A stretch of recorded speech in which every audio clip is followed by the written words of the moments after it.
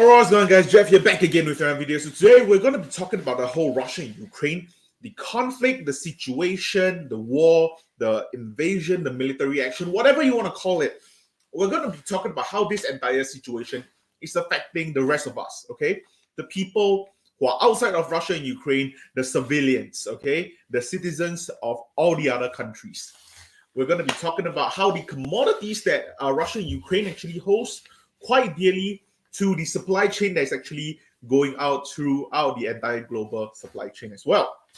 So without further ado, I'm going to be getting into it. But before we actually begin, please hit the like button down below and also subscribe to my channel because it really helped me out a lot with this kind of content. And also it kind of allows me to know that you guys kind of enjoy this sort of content as well.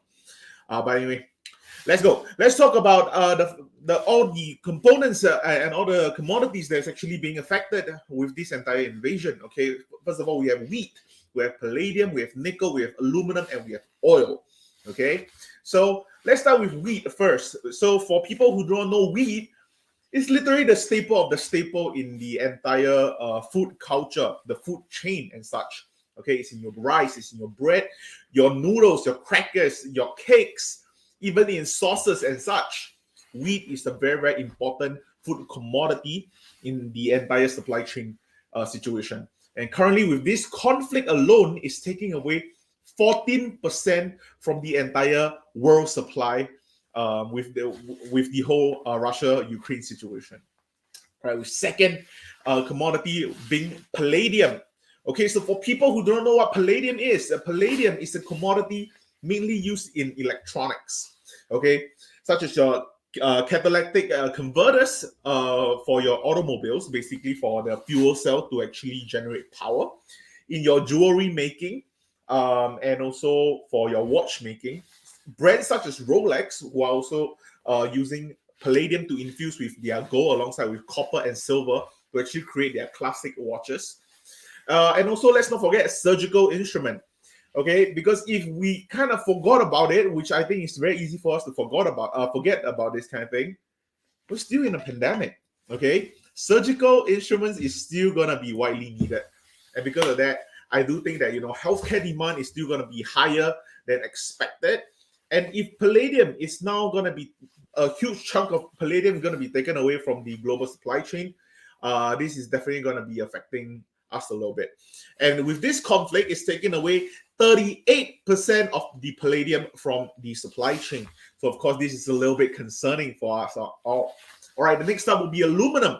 I talked about this before as well. Aluminum is one of the most used metal in the entire industry at the moment. Okay, it goes all the way from your power line, your window frames, the electronics, aircraft, spacecraft, train, ships, all those components, they all use aluminum. Okay, because let's not forget, although aluminum is one of the most abundant metal that is naturally found in the earth core, it's also one of the core reason why it's being so heavily dependent on in the industry is also because that it provides better use to weight ratio than all the other metals out there. Okay, so based on your conductivity, the strength when it made into an alloy, the resistance to corrosion, and of course it being light. Okay, let's not also dismiss the possible infrastructure bill that's going to be incoming by Biden with the whole Build Back Better plan, the soft and hard infrastructure bill. All these are going to be using a lot of aluminum. Okay, be it you are doing the power lines, you're doing the railroads, you're going to be doing the servers and such. Everything is going to be using aluminum. Okay, and also with electronics, your spacecraft, aircraft, ships, trains, component, all this. These are all the daily use items that we tend to forget that we actually need them on a daily basis. And with this conflict, it's taking away about 8% of the entire supply.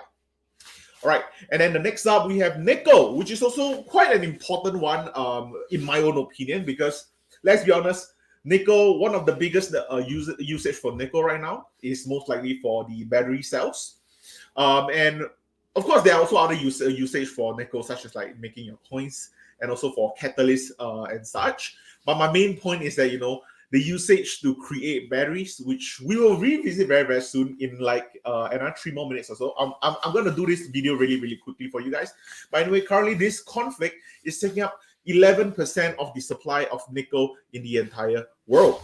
All right, and then last but in no way, in any shape or form, the least, oil, crude oil. Okay, oil is considered one of the most important commodities right now. Oil is used in your powering of vehicles, producing electricity and heat, used to make your plastic and solvents such as your paint and lubricant and such. Now, this conflict is taking up 12% of all the oil in the entire world supply. Okay, yesterday we got news from Biden saying that US will be banning Russian crude, which seems like a good idea at the start. Because seeing how US depends on Russia for about 8% of the crude import in US, whereas US basically import most of their oil from Canada, Mexico, and also Saudi Arabia. But needless to say, this is concerning enough for US to kind of think about lifting sanctions from the earlier imposed sanctions on Iran, okay, in order for them to bring their oil into the global market to cushion the impact of the ever-rising oil prices that we're actually experiencing right now. So now people are actually starting to find sources, alternate sources of oil, okay, in order for them to really just displace the cost. Because drivers right now at the gas station, they're paying up to $4.30 per gallon, okay, whereas they're paying a little bit over $2 a gallon pre-invasion.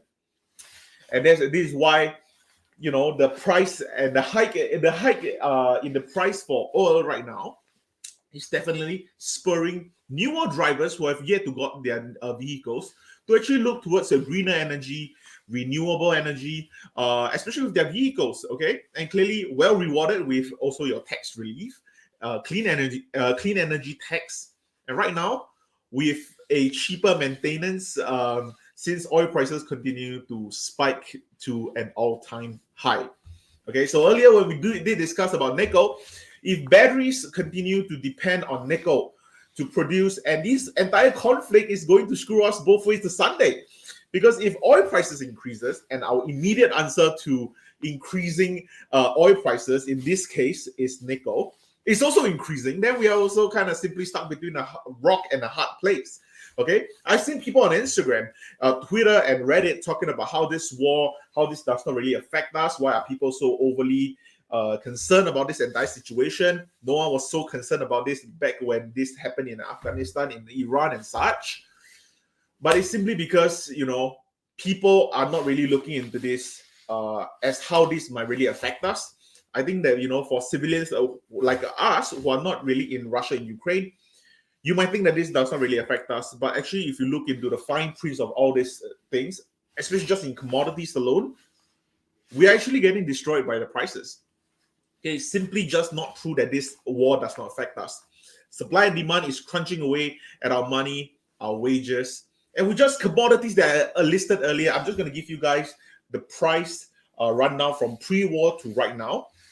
Wheat increased by 70%, palladium increased by 48%, aluminum increased by 28%, nickel increased by 134%, and oil increased by 42%. So if you think that this war is not really affecting you, think again. So yeah, anyway, that's all I have for this video. It's quite a short video, but I thank you guys for watching, and I hope you guys subscribe to my channel, leave me a like, and also follow me on Instagram. Right here is my handle. I post there almost daily, and I thank you guys for watching. I'll see you.